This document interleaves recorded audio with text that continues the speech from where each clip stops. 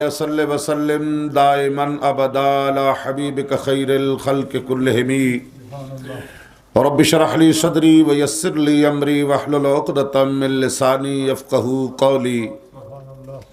واہ کیا مرتبہ اے غوث ہے بالا تیرا، اونچے اونچوں کے سروں سے ہے قدم اعلیٰ تیرا، سر بلا کوئی کیا جانے کہ ہے کیسا تیرا، اولیاء ملتے ہیں آنکھیں وہ ہے تلوہ تیرا، تجھ سے در در سے سگ اور سگ سے ہے نسبت مجھ کو، میری گردن میں بھی ہے دور کا ڈورا تیرا، اس نشانی کے جو سگ ہیں نہیں مارے جاتے، حشر تک میرے گلے میں رہے پٹا تیرا۔ اللہ تبارک و تعالیٰ کی بارگاہ میں رب کی حمد و ثنا اور سرکار کی بارگاہ میں ہدیہ درود و سلام عرض کرنے کے بعد انتہائی عزت و تکریم کے لائق پیکر اخلاص و محبت صوفی باصفا کشتہ عشق رسول حضرت قبلہ صوفی محمد زمان صاحب خلیفہ مجاز آستانہ عالیہ گنگکول شریف، پیکر اخلاص و محبت کشتہ عشق رسول حضرت قبلہ صوفی محمد قربان صاحب دامت برکاتہم العالیہ، ترجمان اہل سنت محسن اہل سنت حضرت علامہ مولانا قاری محمد عبد الرؤوف صاحب نقشبندی امام و خطیب مرکز حاضہ، پیکر اخلاص و محبت عالم با عمل حضرت علامہ مولانا حافظ محمد اسحاق صاحب دامت برکاتہم العالیہ، محافل اہل سنت کی زینت، بالخصوص اس روچ ڈل میں جناب آجی ظفر احمد صاحب، اور ابھی آپ نے کچھ دیر قبل زینت القراء تلاوت سماعت کرنے کا شرف حاصل کیا، فخر القراء جناب قاری محمد علی صاحب اور معروف بزنس مین محترم بھائی زاہد صاحب، جملہ شرکائے محفل، آج کا یہ عظیم الشان پروگرام حضور غوث الثقلین رضی اللہ تعالی عنہ کی بارگاہ میں عقیدتوں محبتوں اور نیاز مندیوں کا خراج پیش کرنے کے لیے منعقد کیا گیا۔ آئی صاحب قبلہ کا پیغام میرے برادر عزیز چودھری جمیل صاحب کے وساطت سے مجھ تک پہنچا۔ آپ حضرات نماز مغرب کے بعد اس کا حصہ ہے، سناخانان شیریں لسان میں آپ نے ان خوبصورت عزیز نوجوانوں سے، ابھی حافظ صاحب پڑھ رہے تھے، حافظ ریحان صاحب، اس سے قبل بھی عزیزوں نے پڑھا، سرکار کی ثناخوانی اور اولیاء کرام کا تذکرہ، مناقب اولیاء کرام، بالخصوص حضور غوث الثقلین رضی اللہ تعالیٰ عنہ اور حضرت قبلہ زندہ پیر رحمۃ اللہ تعالیٰ علیہ کی بارگاہ میں محبتوں عقیدتوں کا خراج پیش کیا گیا۔ وقت جو حضرت نے مجھے بتایا ہے یہ ان کے اور میرے درمیان، اور آپ کو بھی پریشان ہونے کی بات ضرورت نہیں ہے کہ ہم نے پتہ نہیں کون سا وقت طے کیا ہے، بالکل کوئی ایسی غیر معمولی بات نہیں۔ ویسے مجھے چونکہ سرکار دو عالم صلی اللہ علیہ وسلم تو جامع القلم اور خیر الامور کلا وضلا خیر الامور اوسطھا، سرکار نے فرمایا بہترین عمل بہترین کام وہ ہے جو میانہ روی میں ہو۔ اب دنیاوی معاملات میں ہمارا درمیان جو ہے وہ بڑی دیر بعد جا کے ہوتا ہے، اور دینی معاملات میں درمیان فٹافٹ آ جاتا ہے۔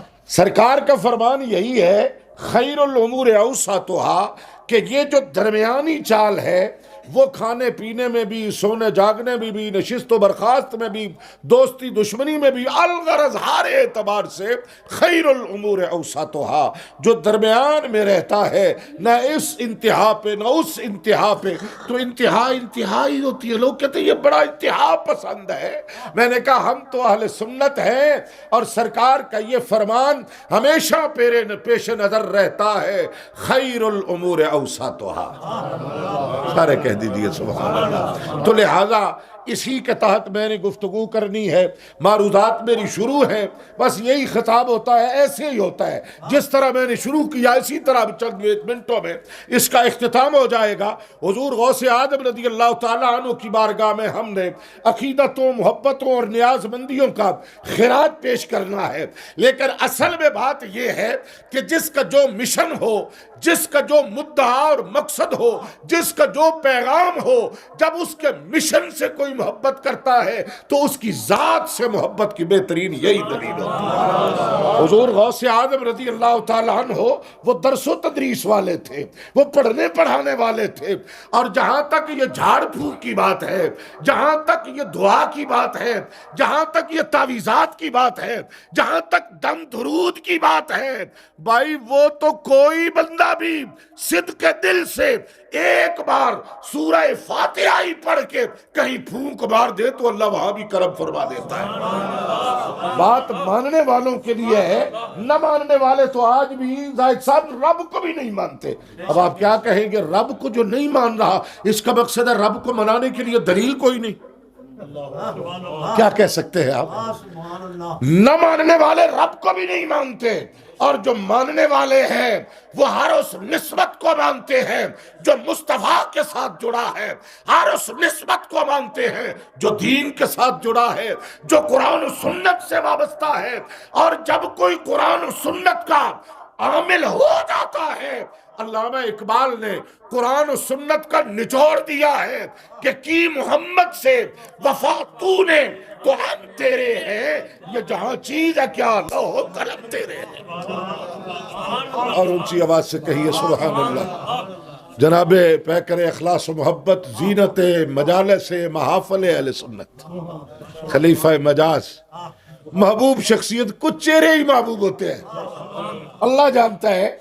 تعلق کسی کا کسی کے ساتھ تھوڑا ہو یا زیادہ یہ الگ بات ہے، لیکن کچھ چہروں کو، شخصیات کو اللہ رب العزت نے وہ محبوبیت اور مقبولیت عطا فرمائی ہوتی ہے کہ جو بھی دیکھتا ہے، اور ویسے سرکار کا غلام جو ہوتا ہے نا، سرکار کا غلام، اس کے چہرے میں وہ ایمان کا نور اور پھر روحانی نسبتیں بھی ہوں، تعلق بھی ہوں، تو یقیناً جو سرکار کا محبوب ہوتا ہے، یعنی جو سرکار سے محبت کرنے والا ہے، وہ دنیا کی محبتوں کے مرکز تو بہرحال بن جاتے ہیں۔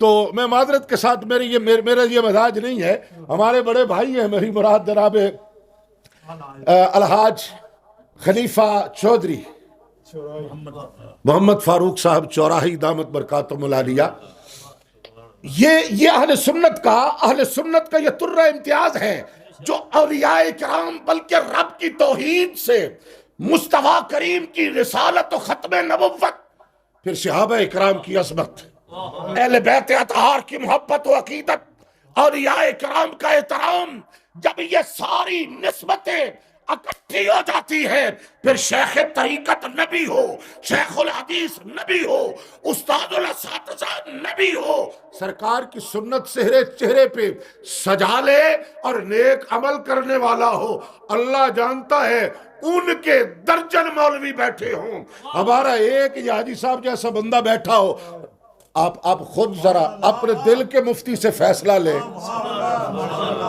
یہ ہمارے حاجی صاحب بیٹھے ہوں درمیان میں، آپ اپنے دل کے مفتی سے پوچھیں اظہار او ذکر اللہ کس کے چہرے کو دیکھنے پہ ہائے ہائے ہائے ہائے۔ تو حضور غوث اعظم رضی اللہ تعالیٰ عنہ کی تعلیمات، آپ درس و تدریس اور پڑھنے پڑھانے سے منسلک رہے، ابتدا میں آپ کا معمول ایسا ہی تھا، آپ درس و تدریس سے متعلق رہے، پڑھنے پڑھانے میں مشغول رہے، ایک مدت تک حضور غوث اعظم نے کبھی خطاب نہیں کیا،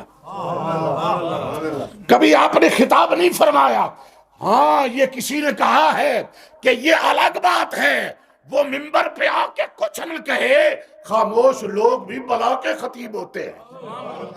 ہاں یہ حضرت زندہ پیر رحمت اللہ تعالیٰ علیہ کے کتنے خصوصی خطاب کبھی پرنٹ ہوا کرتے تھے، حضرت بابا جی چوراہی کی کتنے خطبات کسی نے سنے، ہمارے تو یہ صوفیاء اور بزرگان دین یہ وہ لوگ ہوتے تھے جن کی نگاہوں میں خطاب موجود ہے، جن کے چہرے پہ خطاب موجود ہے، جن کی مجلس میں ہدایت کے چشمے پھوٹ رہے ہیں.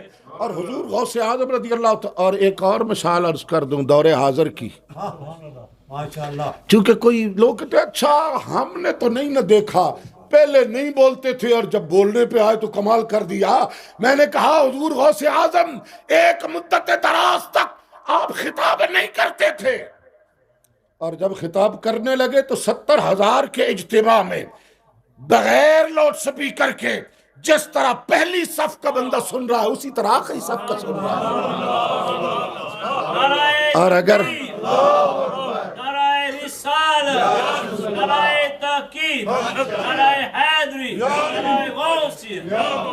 اور اگر آپ کا حافظہ اور آپ کا ذہن حاضر ہو تو یہ چند سال قبل کی بات ہے، درس و تدریس کرنے والا ایک بابا جس کو کبھی کسی نے خطبات کے لیے نہیں بلایا، اور جب بولنے پہ آیا تو پھر ساری دنیا نے سنا، ویل چیئر پہ بیٹھ کے ان لوگوں نے بھی سنا جو اس کی زبان کو بھی نہیں جانتے. لگائیے نعرہ، ان نعروں جو گئی ہیں اس سے آگے ہم کر بھی کچھ نہیں. لبیک یا رسول اللہ صلی اللہ علیہ وسلم. تو یہ رب کی عطا ہوتی ہے. پھر جب بولنے پہ آئے تو وہ بھی سن رہے ہیں جو اس کی زبان سے بھی نہ آشنا. بھائی کیا بات، اس لیے کہ چہرے میں وہ مومنانہ فراست ہے اور زبان میں وہ صداقت کے جذبات ہیں. سمجھ نبی آئے، بات جو دل سے نکلتی ہے اثر رکھتی ہے، پر نہیں طاقت پرواز مگر رکھتی ہے. اور لوگوں کی طرف سے ڈیمانڈ آنے لگی حضور غوث اعظم کی بارگاہ میں کہ جناب آپ کچھ بیان کچھ ارشاد بھی فرمایا کریں. اب یہی سوچ ہے کہ سرکار نے کرم فرمایا، میرے آقا جلوہ فروز ہوئے، فرمایا بیٹا زبان کھولو. حضور غوث اعظم فرماتے ہیں میں نے زبان کو کھولا، سرکار نے لواب داہن ڈالا. ایک بار، دوسری بار، تیسری بار، چوتھی بار، یکے بعد دیگر 7 مرتبہ. اب یہ دیکھیں نا، یہ 7 زمین و آسمان، یہ ایک مطابقت ہے. اور ہفتہ کے ایام 7، قرآن کی منزلیں 7. اب میں زیادہ وقت نہیں ہے، میں اس گنتی میں نہیں پڑھنا چاہتا. قرآن کی منزلیں بھی اور یہ زمین و آسمان کے طبقات بھی. معلوم ہوا سرکار نے 7 بار لواب داہن ڈال کے ان 7 اور ڈبل کر کے 14 طبقات کو آپ کے سامنے روشن فرما دیا.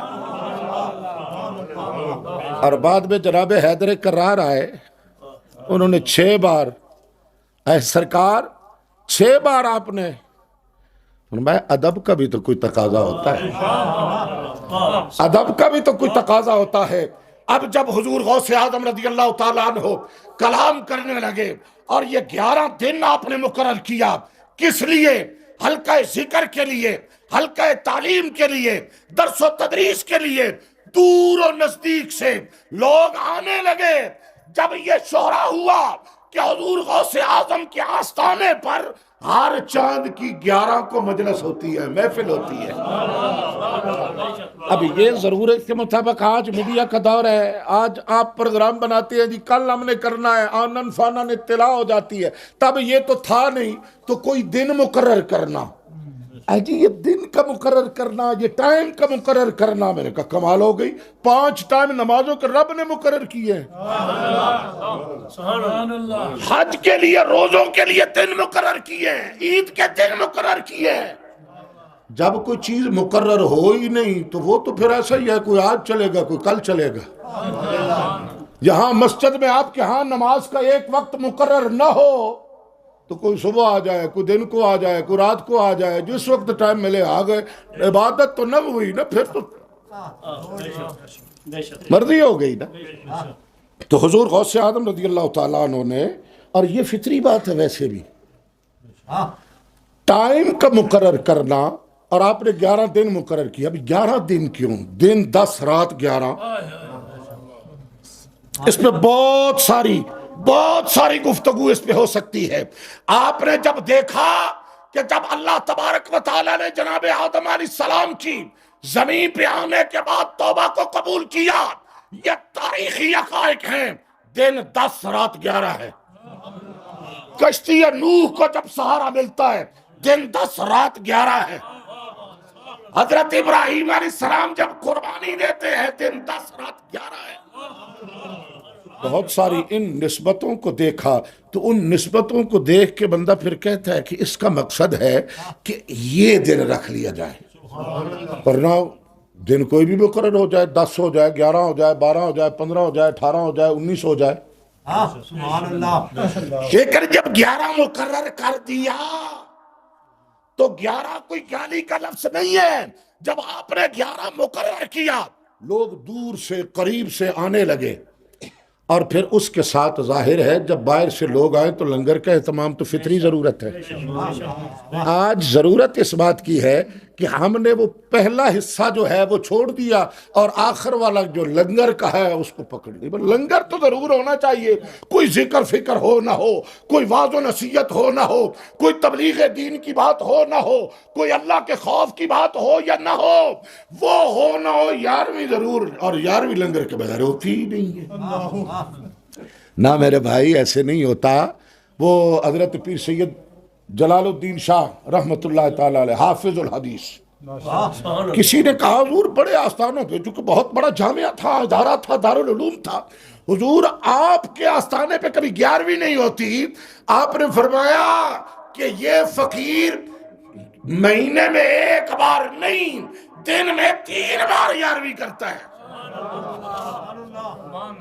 نے کہا جناب 1 دہاڑی 3 11ویں؟ انہوں نے فرمایا ہاں یہ بھی ایک طریقہ ہوتا ہے، یہ جو سرکار کے درویش، سرکار کے مہمان، سرکار نے تعلیم حاصل کرنے والوں کو اپنا مہمان فرمایا ہے، یہ جو درویش، یہ جو قرآن و حدیث کا درس لینے آتے ہیں، ان کو صبح بھی ناشتہ دیتے ہیں، دوپہر بھی کھانا دیتے ہیں، شام بھی کھانا دیتے ہیں، اور وہی تعلیمات جو جناب غوث الثقلین کی تھی ہم اپنی وسعت کے مطابق وہ قرآن و سنت کی تعلیم بھی ان کو دے رہے ہیں۔ لہٰذا آپ یوں سمجھیں کہ ان کا کام تو ہم دن میں 3 مرتبہ کرتے ہیں۔ اگر آپ لنگر کو 11ویں سمجھے تو ہم تو 3 بار کھلاتے ہیں، فقراء کو کھلاتے ہیں، اور پھر سارا دن درس و تدریس کا سلسلہ بھی قائم رہتا ہے۔ اور حضور غوث اعظم رضی اللہ تعالیٰ عنہ آپ شریعت اسلامیہ کے، قرآن و سنت کے احکام کے سختی کے ساتھ پابند رہے۔ ایک فتویٰ حضور غوث اعظم کا سناؤں آپ کو؟ مذہباً آپ چونکہ شافعی تھے نا، اور شوافع کے نزدیک 2 باتیں، 2 چیزیں بطور خاص بڑی زبردست ہے۔ ایک تو یہ کہ ہمارے احناف کے نزدیک نماز میں درود شریف کا پڑھنا واجب نہیں ہے۔ امام شافعی فرماتے ہیں وہ نماز کیسی جس میں درود پڑھنا نہیں ہے؟ پڑھتے ہیں، ہمارے ہاں بھی درود پڑھا جاتا ہے، سنت ہے۔ امام شافعی نے کہا یہ سرکار اور ان کی آل کی بات ہے، صرف سنت نہیں، میں کہتا ہوں واجب ہے۔ درود شریف کے بغیر سلام ہم نے بھی کبھی نہیں پھیرا، نماز اسی پہ مکمل ہوتی ہے۔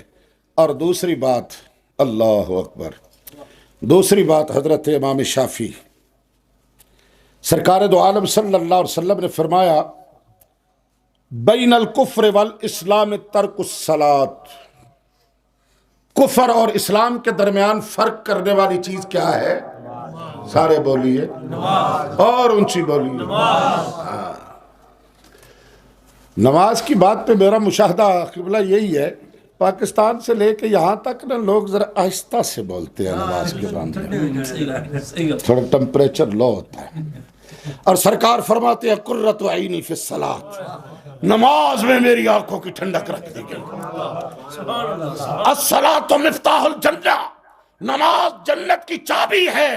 اور قرآن نے کہا ان الصلاۃ تنہی عن الفحشاء والمنکر والبغی یعظکم لعلکم تذکرون۔ نماز وہ نسخہ کیمیا ہے جو بے حیائی، بدی، خباثتوں سے روکتا ہے۔ اسی لیے علماء نماز پہ زیادہ زور دیتے ہیں. اور کچھ لوگ ہوتے ہیں نا یہ لنڈے کے اسکالر ٹائپ، وہ جی اور بڑے مسائل ہیں اور بڑی چیزیں پڑھی ہیں، ان پہ اتنا زور نہیں دیتے، نماز اور روزے پہ اور نظریات اور عقائد پہ زیادہ زور دیتے ہیں. میں نے کہا بابو یہ عقیدہ ایمان ہے، ایمان کے بغیر کوئی عمل رب کی بارگاہ میں قبول ہے نہیں. عقیدہ ایمان کا نام ہے، اور ایمان کے بغیر کوئی عمل ہی قبول نہیں ہے. یہاں تو جو ہے سو ہے، بر صغیر میں آ گئے. یہ قاری صاحب بیٹھے ہیں، وہ لیڈی ولنگٹن اسپتال بنا ہے، گنگا رام، یہ کن کے نام تھے، اور پتہ نہیں کیا کچھ. تو کیا قرآن و سنت کا فرمان یہی ہے کہ وہ سارے کے سارے جنت میں جائیں گے؟ انہوں نے کہا نیک اعمال سے پہلے ہسپتال بنانا اچھی بات ہے، لیکن اس کے لیے پہلے ایمان ہے. بہت ساری مثالیں، بہت ساری باتیں، لیکن ایسی کوئی تلخ بات نہ ہو جائے. بچوں کی پرورش اچھی ہے لیکن انہیں حلال کے چاہیے. توجہ ہے؟ ہسپتال بنانا اچھی بات ہے، راستے بنانا اچھی بات ہے، لوگوں کو کھانا کھلانا اچھی بات ہے، لیکن ان تمام اعمال سے پہلے ایمان کا ہونا ضروری ہے. جب ایمان ہے پھر ہر عمل رب کی بارگاہ میں مقبول، وگرنہ ہر عمل مردود ہی مردود. اور رہا مسئلہ نماز کا، میں نے کہا یار یہ پروردگار نے ہمیں نسخہ دیا ہے کہ اگر جھوٹ چھڑانا چاہتے ہو، بدکاری چھڑانا چاہتے ہو، فحاشی اور ریانی چھڑانا چاہتے ہو، بد نگاہی چھڑانا چاہتے ہو، یہ ملاوٹ چھڑانا چاہتے ہو، اور اگر خباثتوں سے لوگوں کو بچانا چاہتے ہو تو نماز کے پابند بنا دو. آخر والے بھی کہہ دے سبحان اللہ. ابھی میں نے بات کیا، آج کا دن تو نماز کے نام پہ ٹمپریچر لو نہیں نہ ہونا چاہیے ابھی، اس لیے کہ قرآن کہہ رہا ہے ان الصلاۃ تنہا عن الفحشاء والمنکر والبغی یعظکم لعلکم تذکرون. نماز وہ ہے جو ہر قسم کی برائی اور بدی سے روکتی ہے، اور جب کوئی بندہ نماز کا پابند ہو جائے اللہ تبارک و تعالیٰ پھر اس کو لوگوں کا آئیڈیل بنا دیتا ہے.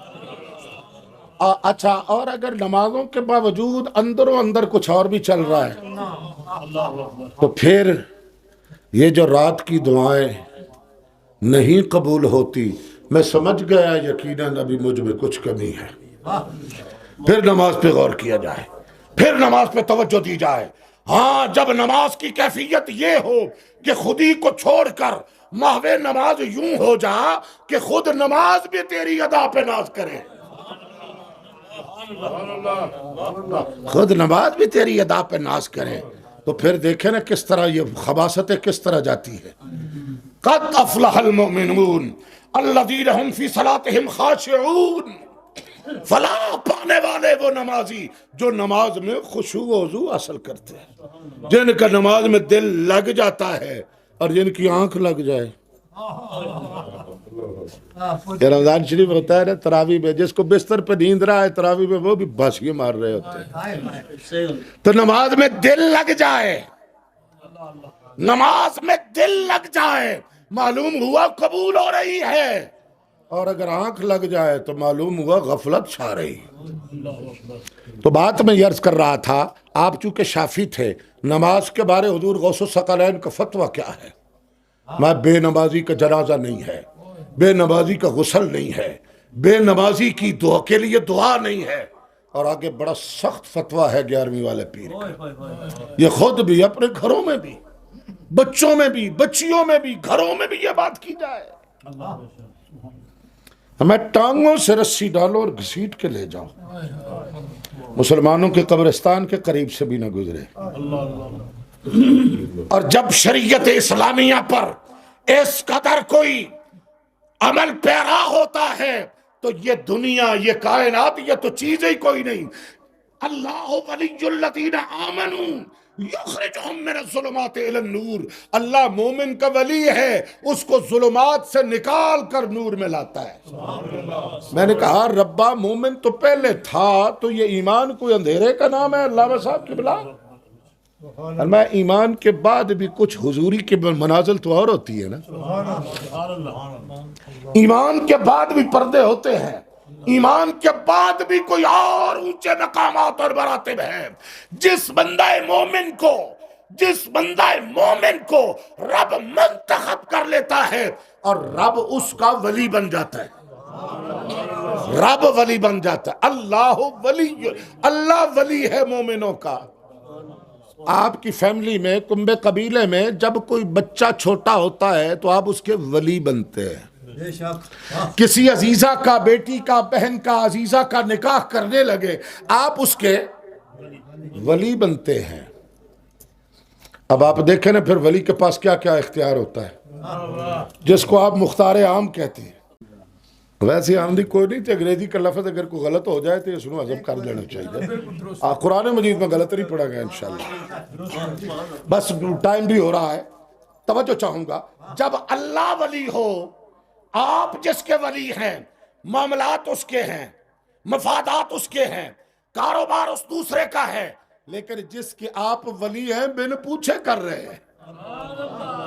نہیں آپ سے میں سمجھا نہیں سکا، ذرا سبحان اللہ کہیے، میں جملہ پھر عرض کرتا ہوں. بھائی جس کے آپ ولی بنے، جب ایک بار ولی بنا دیا اب ہر بار پوچھنے کی ضرورت نہیں ہے، بار بار سوال کی ضرورت نہیں ہوتی.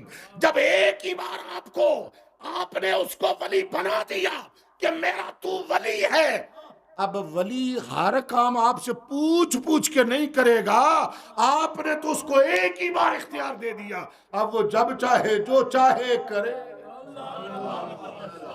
تو پہلا مقام ہوتا ہے بندہ کہتا ہے ربا میں تو ہوں کچھ نہیں، جو ہے تو ہی ہے. سبحان اللہ. مٹا دے اپنی ہستی کو اگر کچھ مرتبہ چاہے، یہ دانہ خاک میں مل کر گل و گلزار ہوتا ہے. جب کوئی بندہ خود کو مٹا دیتا ہے نا تو پھر اللہ اس کو بقا عطا فرماتا ہے. یہ پہلی آیت ہے، یہ پہلی سورت کہ اللہ بندے کا ولی، اور جب یہ منزل طے ہو جائے پھر وہی بندہ اللہ کا ولی ہو جاتا ہے، پھر وہ اللہ کا ولی ہوتا ہے. بھائی پہلے معاملات میں اس کی کوئی مرضی نہیں، کوئی خواہش نہیں، کوئی چائس نہیں، کوئی تمنا نہیں. وہ ساری تمناؤں کو مٹا کر کہ ہر تمنا دل سے رخصت ہو گئی، اب تو آ جا. ہر تمنا دل سے رخصت ہو گئی، ربا اب تو آ جا، اب تو خلوت ہو گئی. مالک میرے دل میں دیکھ کوئی چیز نظر آتی ہے تیرے سوا. جب دل کو ما سوا اللہ سے خالی کر دیا جائے نا، اور اگر اس سے جناب یہ پیٹ کے دھندے سے بندہ باہر نہ نکلے تو کوئی گوشت پاک کی کرامت ہے، یہ کیسے سمجھ آئے، ایسے کیسے ہو سکتا ہے. میں نے کہا یہ کیسے ہو سکتا ہے. آصف بن برخیہ کہے حضرت سلیمان علیہ السلام فرمائے وہ بلقیس کا تخت چاہیے. طاقتور جن اٹھے، کہے جناب لقوی امین، طاقت میں بھی ہوں اور امانت دار بھی ہوں، لے آتا. کتنی دیر میں لاؤ گے؟ کہنے لگا فی مقام، یہ جو آپ کی مجلس سجی ہے نا، جچی ہے نا، بنی ہے نا، بس یہ مجلس کے برخاست ہونے سے پہلے لے آؤں گا. جناب سلیمان علیہ السلام فرمانے لگے نہیں مجھے اس سے بھی جلدی چاہیے. حضور قبلہ خلیفہ صاحب یہاں کسی اپنے عزیز کو، کسی مرید کو، کسی معتقد کو کہیں کہ یہ کام، وہ کہے جناب کل ہو جائے گا. ان کے ذہن میں ہو کہ نہیں کل نہیں، یہ آج ہونا چاہیے. اور اس نے تو کل کا ٹائم دیا. اس کو ہاتھ سے تبھی جانے دیں گے جب کوئی اور توقع ہوگی کہ کوئی آج والا بھی ہے. اور اگر یہ کہے کہ جناب ٹھیک ہے آپ جاؤ، دوسرا کہے وہ کہے جناب 3 دن کے بعد ہوگا. حضرت جناب سلیمان علیہ السلام آپ نے فرمایا نہیں مجھے اس سے جلدی چاہیے. پھر اٹھا کون؟ قال الذی عنده علم من الکتاب، جس کے پاس کتاب کا علم تھا. بھئی قرآن تو نازل نہیں ہوا، کیا ان کے پاس قرآن کا علم تھا؟ تورات انجیل کا تھا؟ اسی کا جس پیغمبر کا وہ امتی ہے. جو صحیفہ، جو تختیے جناب سلیمان علیہ السلام کے پاس تھی، اس کا علم تھا اس کے پاس. قرآن، تورات، انجیل، زبور، ان میں سے کسی کا تذکرہ نہیں ہے. اس علم کی بنیاد پہ کہنے لگا میں لاتا ہوں. اے تم کتنا جلدی لاؤ گے؟ این یرتد الیک طرفک. اب جناب ساری جتنی عقل و شعور کی تحقیق کی فہم و فراست کی جتنی تھیوریاں ہیں، جتنی تحقیقات کا دائرہ ہے اور اس کی جتنی گہرائی اور گہرائی ہے، اس سب کو اکٹھا کر کے مجھے بتائیے کوئی ہے؟ آج تو میڈیا کا بڑا تیز دور ہے. آئی صاحب ایک دن ہم میرپور سے نکلے خالق آباد کی طرف جا رہے تھے نا، تو ایسی کوئی بات چل رہی، تب پل نہیں بن رہا تھا، ابھی بھی مکمل نہیں ہے. یہ میڈیا کے حوالہ سے گاڑی میں بیٹھے کچھ سنگی تھے اور میں نے کہا یار جس طرح کی یہ میڈیا کی یا آج کل کے جو ہے الیکٹرانک میڈیا اور اس کی مختلف صورتیں، میں نے کہا کل کلاں کوئی بندہ یہ کہے نا کہ جناب اس پہ ریسرچ شروع ہے کہ ایک ایسا پل بنایا جائے گا جو گاڑی کی ڈگی میں رکھا ہے، جب آپ ڈیم پہ آئیں گے آگے بچھائیں گے، اوپر سے گاڑی گزار لیں گے اور اٹھا کے گاڑی میں رکھ دیں گے. بہت سارے بتائیں گے کوئی پتہ نہیں، ذرا ہو ہی جائے ہمیں، ذرا کوئی پتہ نہیں ہمارا ہو ہی جائے. جس طرح کہاں یہ یخ بستہ علاقہ 7 سمندر پار، پاکستان میں بندے یہاں بیٹھے ہیں، پتہ نہیں کتنے لوگ ہیں جو پاکستان میں بیٹھ کے آپ سب کو دیکھ بھی رہے ہیں، مجھے سن بھی رہے ہیں، حرکات و سکنات دیکھ رہے ہیں، آواز سن رہے ہیں، آپ کے چہروں کو دیکھ رہے ہیں. اور جب تک یہ نہیں تھا تب تک کوئی بات کی جاتی تو کسی کی کھوپڑی میں آتی، انہوں نے کہا کوئی عقل کی بات کر.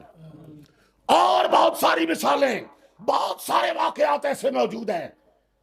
تو عقل جو ہے نا وہ تو یہ بات بھی نہیں مانتی. اور حضرت سلیمان علیہ السلام کی اس امتی جناب آصف بن برخیہ نے تخت لا کے رکھا ہے، صرف کہا نہیں ہے.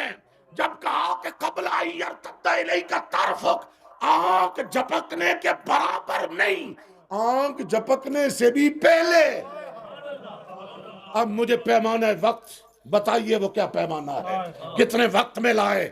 جس کے پاس صحیفہ سلیمان کا علم ہو اس کی تو پاور یہ ہے وہ اٹھا بھی لاتا ہے، چشم زدن میں اٹھا کے لاتا ہے. اور جو ساری کتب سماویہ کا، سارے اولین و آخرین کے علوم و فنون کا، تمام انبیاء کے علوم کا خلاصہ قرآن ہے. جو قرآن کا عالم ہے اور پھر حسنی اور حسینی سید ہے، پھر سرکار کے لواب دان کا فیضان بھی شامل ہے، شہر علم سرکار ہیں، اس کا دروازہ حیدر کرار ہے، لواب دان جس کو عطا فرمائیں اس کے علم کا کیا کہنا، اس کے علم کا کیا معیار ہے. تو حضور غوث اعظم رضی اللہ تعالیٰ عنہ یہ جو کرامات ہے یہ بہت پیچھے رہ جاتی ہیں، بہت پیچھے کی منزل ہے، بہت پیچھے کی منزل. پروردگار یہ قرآن و سنت کے خلاصے پہ بات ختم کر رہا ہوں. بہت ساری آیات، میں پہلی بات بندے کا ولی اللہ ہوتا ہے، اور جب اللہ بندے کا ولی ہوتا ہے تو پھر بندہ کوئی نہیں. میں بھی تو بھی بلا کون نہ مانا. ہم تو اپنی ایک چھوٹی سی خواہش کو قربان کرنے کے لیے تیار نہیں ہوتے. تو جو کشتگان خنجر تسلیم راہ، ہر زماز غیب جانے دیگر است، جو رب کی رضا کے خنجر سے ذبح ہو جاتے ہیں، پروردگاروں نے پھر ایسی بقا عطا فرماتا ہے وہ مرنے کے بعد بھی مرتے نہیں بلکہ رب کے قرب خاص میں آ کر اور زیادہ پاور میں ہو جائے گا.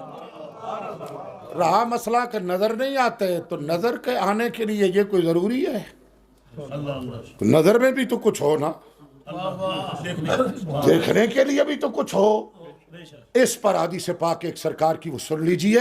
سرکار نے فرمایا اتقوا بفراست المومن فإنه ينظر بنور اللہ، مومن کی فراست سے ڈرو، وہ اللہ کے عطا کردہ نور سے دیکھتا ہے. میں دار المنور میں بیٹھ کے عرض کرتا ہوں یہ جو میری آنکھوں میں بینائی ہے، یہ جو آپ کی آنکھوں میں بینائی ہے، برطانیہ میں یا کسی اور ملک میں کوئی ہے اس کی دکان جہاں سے مل جائے؟ لوگ کہتے ہیں سامنے کا موتیا شوتیا جالا شالا ہو اس کا تو آپریشن آئی اسپیشلسٹ کر دے گا، لیکن اگر پیچھے سے نور کی شریانیں بلاک ہو جائیں یا ان میں سے بینائی ختم ہو جائے تو پھر کہیں سے نہیں ملتی۔